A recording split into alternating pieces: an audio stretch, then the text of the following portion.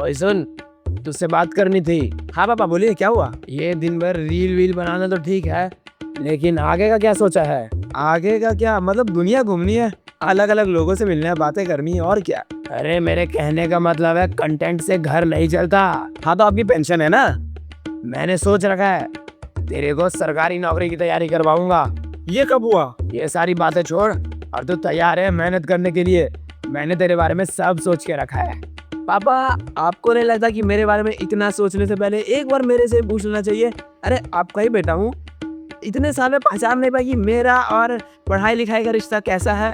अरे उम्र निकलती जा रही है तेरी, कब समझदार होगा?